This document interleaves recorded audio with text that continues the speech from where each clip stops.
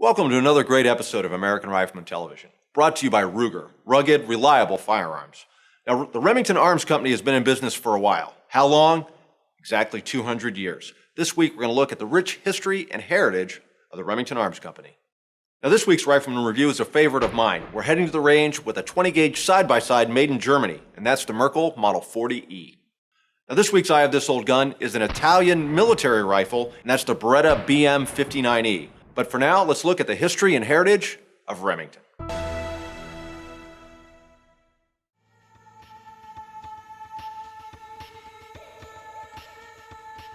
Remington is the oldest continuous gun manufacturer in America. They're the only American manufacturer that makes both firearms and ammunition in America.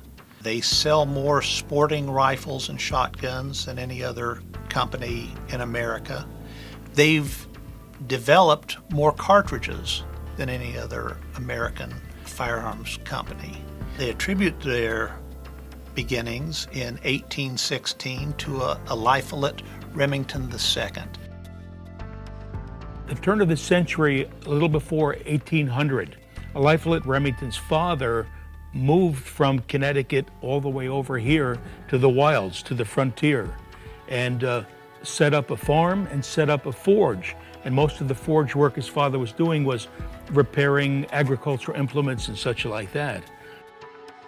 So a young Lifelet Remington II learned the forging process at that time. And we don't know why, but at one point he decided to forge his own rifle barrel. So a Lifelet then forged his own barrel and had no means to make a rifle at the time.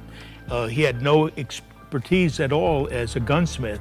So he took this raw barrel and brought it to a gunsmith over in Utica, about 12 miles away, to have it finished, reamed and rifled, and made into a flintlock rifle. And that's the beginning of the industry that is now 200 years old. Now, Remington's first guns that we know are definitely Remington's. They got in on some U.S. military contracts for a Jenks. Then, of course, the U.S. model of 1841 rifle, better known as the Mississippi rifle. And Remington continued to fulfill these military contracts, but also started developing guns of its own. They partnered with some very key people early on, one of which, of course, was Fordyce Beals. And Beals held some patents on revolvers.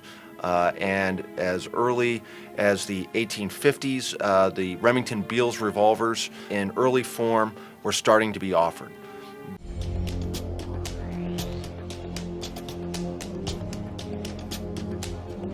To watch this entire episode on Outdoor Channel, contact your TV provider today.